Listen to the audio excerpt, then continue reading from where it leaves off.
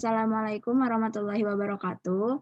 Kami dari kelompok 11 Foramen Ovale yang beranggotakan saya sendiri, Medina Hanifah, dengan NIM 201091131210. Saya Rifki Mukhalik dengan NIM 2010911121100003. Saya Ahmad Chandra Aulia dengan NIM 2010911121100006.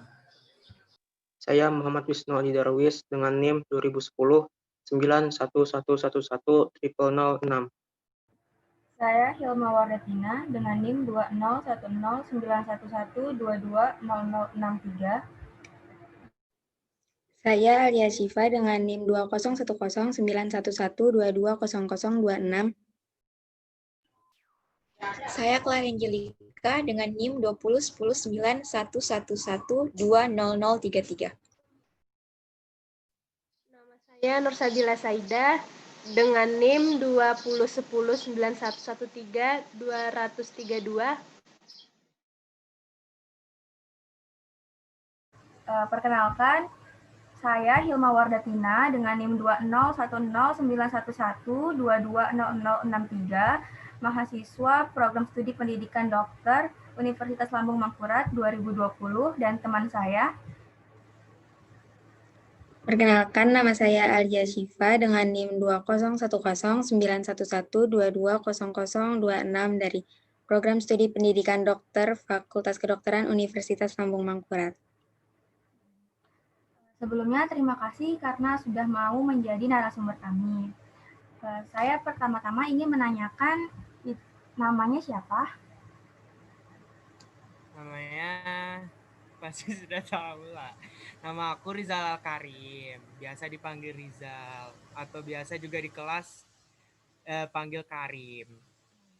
Sekarang bekerja atau sebagai mahasiswa? Mahasiswa, aku mahasiswa kayak kalian juga. Ini saya pertama ingin menanyakan bagaimana pendapat Anda tentang mental health.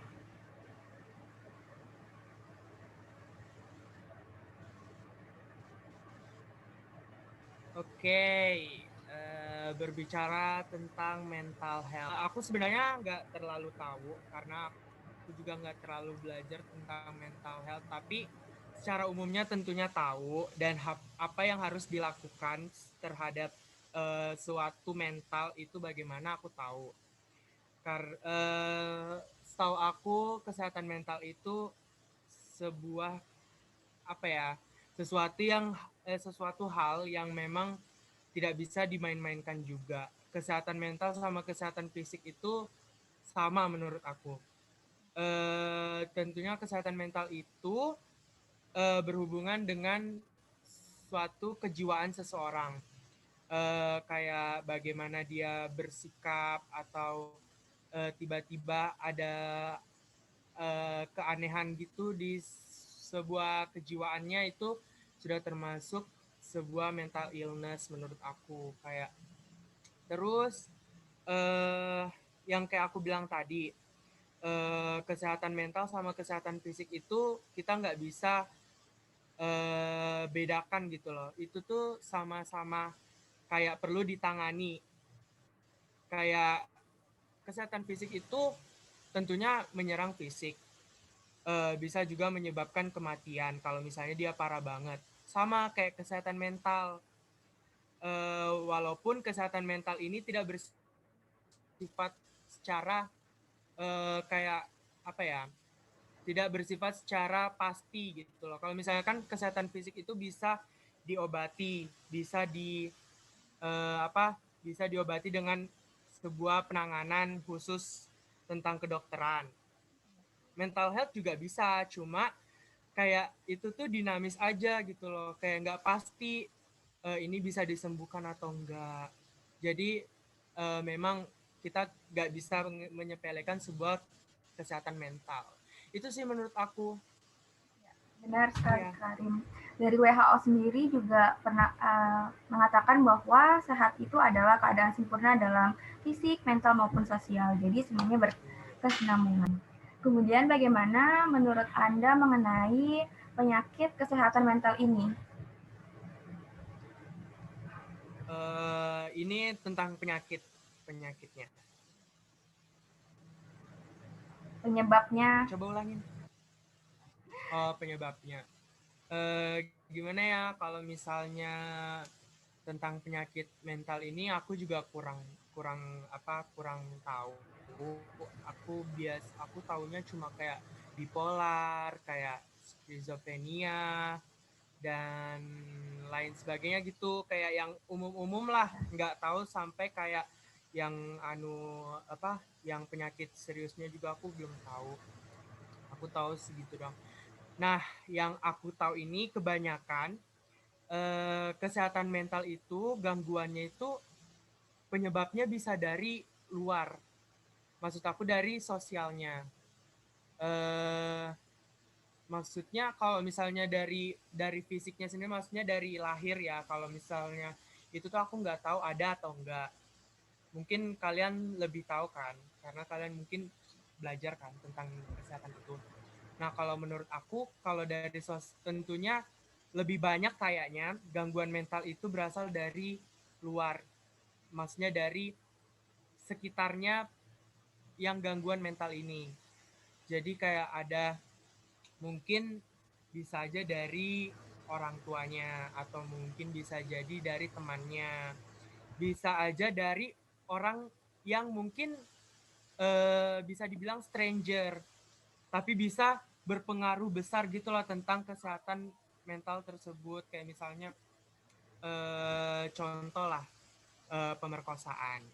Itu pasti bisa mengganggu banget sama kesehatan mental seseorang. Terus kayak itu trauma itu termasuk loh kayaknya mental illness menurut aku.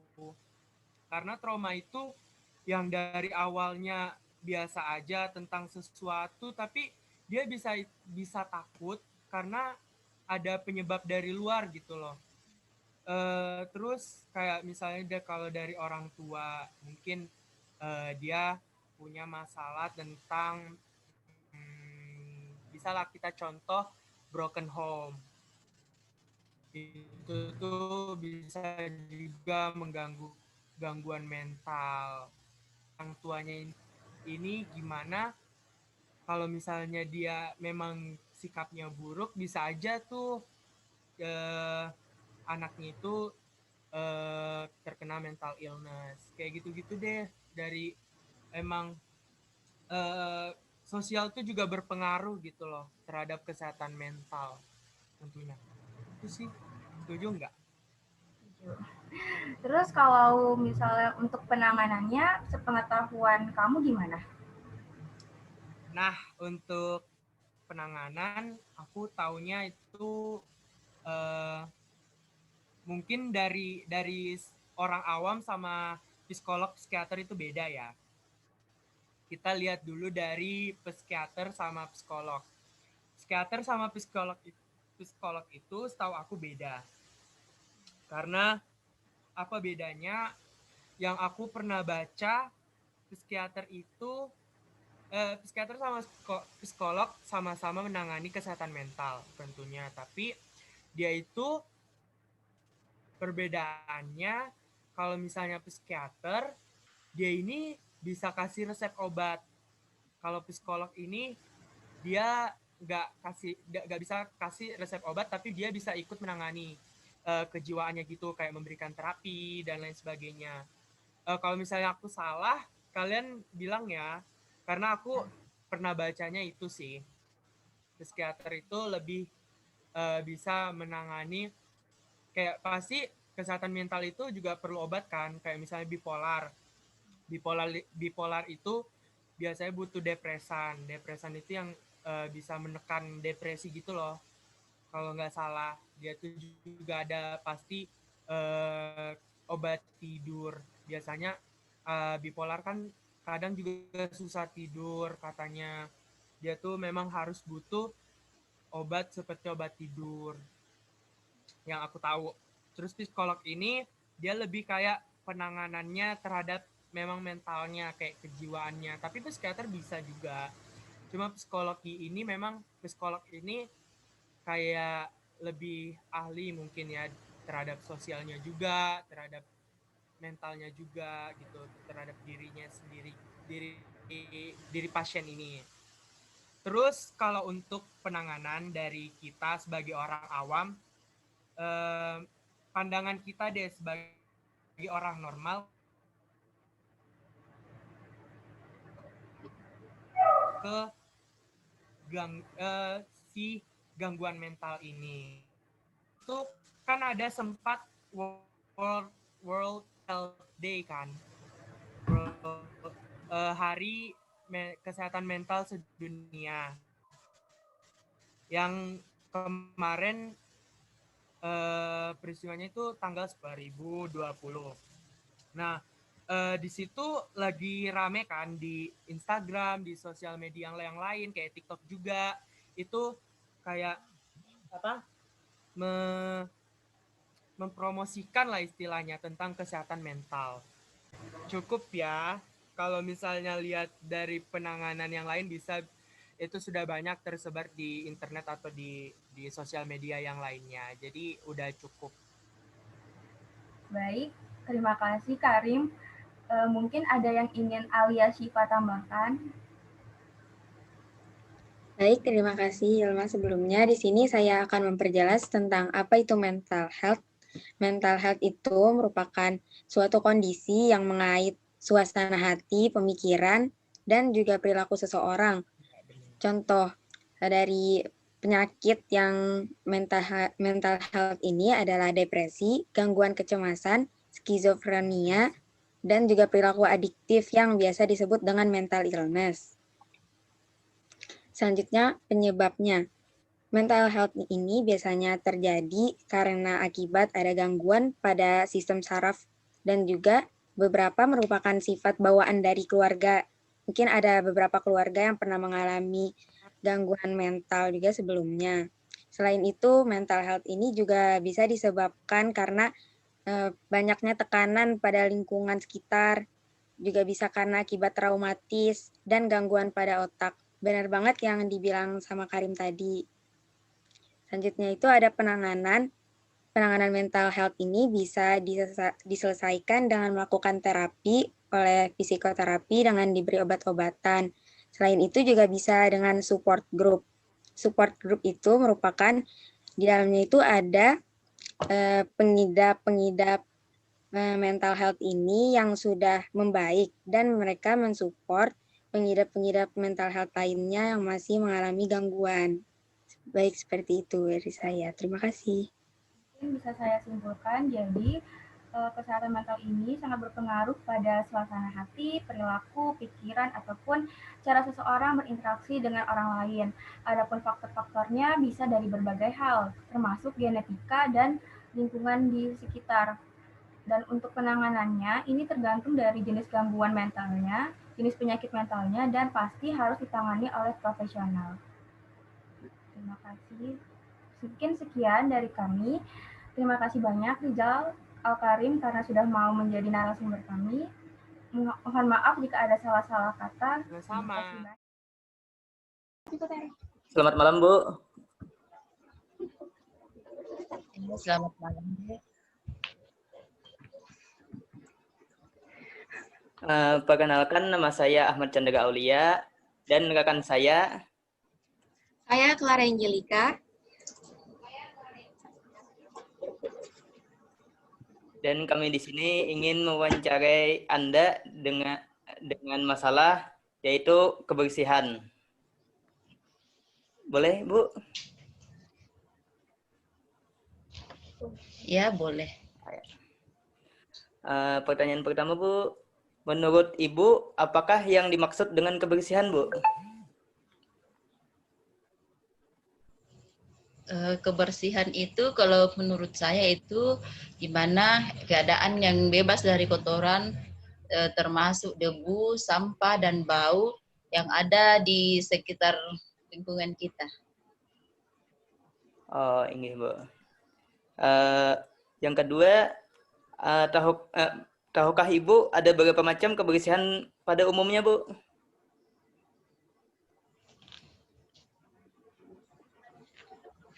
Kebersihan pada umumnya itu adalah kebersihan lingkungan, kebersihan diri sendiri, dan kebersihan yang ada di dalam lingkungan keluarga kita. Oh iya Bu. Yang ketiga, apa hubungan kebersihan dengan kesehatan seseorang menurut Ibu? Kalau menurut saya, kebersihan sangat berhubungan erat dengan kesehatan karena kalau seseorang tidak bersih, berbagai macam penyakit bisa muncul. Di antaranya misalnya penyakit kulit, gatal-gatal, dan saat lingkungan kita tidak bersih, kita bisa terkena penyakit seperti demam berdarah, diare, dan banyak lagi macam penyakit yang lain. Ya Bu, selanjutnya saya serahkan kepada rekan saya, Clara, untuk memperjelas lagi beberapa hal. Baik, jawaban dari Ibu tadi sudah baik Ibu, karena Ibu sudah banyak mengetahui tentang kebersihan, bagaimana itu kebersihan dan macam-macam kebersihan. Di sini saya ingin sedikit menambahkan untuk memberikan Ibu edukasi. Seperti tadi, seperti yang Ibu bilang tadi itu, kebersihan itu kita terbebas dari kotoran, debu, sampah. Nah, dengan begitu berarti kita harus tetap menjaga keindahan lingkungannya, Bu, keasrian lingkungan, memperhatikan, kita juga harus memperhatikan kebersihan toilet di rumah kita dan di lingkungan kita, menyediakan tempat sampah, sehingga jangan sampai kita membuang sampah sembarangan, apalagi di sungai-sungai yang dapat menyebabkan bencana seperti banjir. Dan lagi untuk mungkin juga kita bisa melakukan penanaman pohon di sekitar daerah rumah kita, atau membersihkan parit-parit yang ada di depan rumah kita, di samping rumah kita. Mungkin cukup itu yang dapat saya sampaikan, Ibu. Terima kasih. Saya kembalikan ke rekan saya.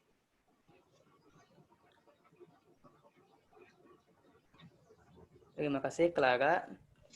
Kesimpulannya tadi adalah kebersihan itu ialah di mana kita terbebas dari kotoran, debu, sampah. Beberapa hal yang dapat kita lakukan untuk melakukan hal-hal tersebut ialah dengan meletakkan banyak tempat sampah, membersihkan parit, dan masih banyak lagi yang lain. Dan sebagai diri sendiri, kita perlu menjaga hal tersebut sehingga kita terhindar dari penyakit yang dapat menyusahkan kita. Apakah kesimpulan dan penjelasan dari teman saya Clara dapat Ibu pahami? Ya, dapat saya pahami, Pak. Iya Bu, makasih atas partisipasinya Bu. Malam Bu, selamat malam. Terima kasih Bu. Malam. Terima kasih Bu. Sama-sama. Assalamualaikum warahmatullahi wabarakatuh. Waalaikumsalam warahmatullahi wabarakatuh. Bagaimana kabarnya, Saudara Irfan? Alhamdulillah sehat. Alhamdulillah. Baik, sebelum mulai wawancara pada hari ini, izinkan kami untuk memperkenalkan diri. Perkenalkan, nama saya Muhammad Wisnu Darwis dengan NIM 01011111006 kelompok 11 Foramen Ovale. Rekan saya, silakan. Ya, perkenalkan, nama saya Rifkin Khalid dengan NIM 2010911210003 dari kelompok 11 Foramen Ovale. Baik, di sini kami meminta kesediaan Saudara Irfan untuk diwawancarai. Apakah Saudara Irfan bersedia? Ya, saya bersedia. Baik, terima kasih. Langsung saja pertanyaannya. Apa yang Saudara Irfan ketahui tentang penyakit stunting? Yang saya ketahui itu simpelnya penyakit stunting itu adalah penyakit tentang kelainan dalam proses pertumbuhan. Itu saja. Baik. Gimana dengan gejala penyakit tersebut? Apakah Saudara Irfan tahu? Kurang tahu. Bagaimana dengan penyebabnya? Apakah Saudara Irfan tahu? Kurang tahu juga. Baik. Selanjutnya, kami akan memberikan sedikit edukasi mengenai penyakit yang bernama stunting ini yang akan disampaikan oleh Saudara Rifki Nurkhalik, rekan saya. Waktu dan tempat, silakan. Jadi di sini saya akan memberikan sedikit edukasi tentang penyakit stunting. Penyakit stunting itu adalah penyakit gangguan pertumbuhan pada anak sehingga anak memiliki kelainan daripada anak yang seusianya. Gejalanya yaitu seperti anak berbadan lebih pendek dari anak seusianya, proporsi tubuh lebih kurang dari normal, berat badan yang rendah, dan pertumbuhan tulang yang terganggu. Jadi untuk mencegah penyakit stunting ini, 1000 hari pertama setelah kelahiran itu sangat penting kita untuk memenuhi kebutuhan gizi si anak. Ya, itu saja. Baik, mungkin sekian penyampaian edukasi dan wawancara dari kami. Sebelumnya kami berterima kasih kembali kepada Saudara Irfan karena sudah meluangkan waktunya untuk wawancara. Sama-sama. Sebelumnya saya mau bertanya juga, pekerjaannya apa ya, Irfan? Saya masih mahasiswa. Terima kasih. Semester 1, ya. Di universitas mana, Saudara Irfan? Universitas Muhammadiyah, Yogyakarta. Oh ya. Semoga dari wawancara ini kita dapat mengambil sisi positif dan manfaatnya. Sekian dari kami tutup. Assalamualaikum warahmatullahi wabarakatuh. Waalaikumsalam warahmatullahi wabarakatuh. Assalamualaikum warahmatullahi wabarakatuh. Perkenalkan, nama saya Nursabila Saidah dan rekan saya Edina Hanifah. Di sini kami ingin mewawancarai mengenai COVID. Pertama-tama, bolehkah saya tahu nama kakak? Ya, masih. Perkenalkan, nama saya Muhammad Faisal Rahman. Oke, Kak Faisal, boleh saya tahu pekerjaan kakak? Saya masih kuliah, Kak. Oh, oke. Kita mulai saja ya, Kak, wawancaranya. Pertama-tama, apa yang kakak tahu mengenai COVID-19? Oh, saya kurang tahu banyak nih, tapi yang setahu saya COVID itu adalah suatu virus yang sekarang ramai di Indonesia. Oke. Lalu gejala apa saja yang kakak tahu jika orang terjangkit COVID-19? Ya, mungkin yang pada umumnya banyak orang yang tahu seperti batuk gitu, atau bersin-bersin, demam gitu. Tapi ada juga yang tanpa gejala tapi positif COVID gitu. Ada juga. Oke. Lalu setahu kakak penyebaran COVID-19 ini lewat mana saja, Kak? Mungkin ya lewat udara gitu sama air liur sih yang pada umumnya kayaknya. Oke, terima kasih Kak Faisal telah menjawab pertanyaan dari saya. Selanjutnya saya serahkan kepada rekan saya, Medina Hanifah. Baik, terima kasih. Jadi di sini saya akan memperjelas tentang apa itu virus COVID-19. Jadi virus COVID-19 adalah penyakit yang disebabkan oleh virus SARS-CoV. COVID-19 dapat menyebabkan gangguan sistem pernapasan mulai dari gejala ringan seperti flu hingga infeksi paru-paru seperti pneumonia. Secara umum, gejala COVID-19 itu ada 3. Yang pertama, demam. Yang kedua, suhu. Yang ketiga, sesak nafas. Selain dari gejala umum tersebut, ada pula gejala yang lainnya, yaitu mudah lelah, nyeri otot, nyeri dada, sakit tenggorokan, sakit kepala, dan diare. Lanjut ke penyebarannya. Penyebarannya menurut Pusat Pengendalian Pencegahan Penyakit Amerika Serikat, Penyebaran virus corona biasanya tersebar melalui tetesan atau droplet ketika orang terinfeksi bersin atau batuk ketimbang melalui benda yang terkontaminasi. Tapi bisa juga menyebarnya lewat benda yang terkontaminasi. Terima kasih, saya serahkan kembali ke Saida. Oke, terima kasih untuk Medina Hanifah. Untuk Kak Faisal, apakah sudah mengerti? Ya, banyak yang saya dapat sih. Oke, jadi kesimpulannya ialah COVID-19 itu ialah virus yang menyerang saluran pernapasan manusia, di mana virus ini dapat menimbulkan gejala, baik gejala ringan maupun gejala berat. COVID-19 tersebut dapat menyebar melalui droplet, udara, dan tempat yang terkontaminasi. Sekian wawancara kali ini. Terima kasih kepada Kak Faisal yang mau jadi narasumber kami. Mohon maaf jika ada salah kata. Wassalamualaikum warahmatullahi wabarakatuh.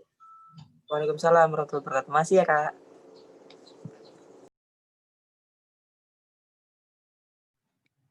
Sekian dari kelompok kami. Terima kasih. Wassalamualaikum warahmatullahi wabarakatuh. Foramen apa, Le? Mantap.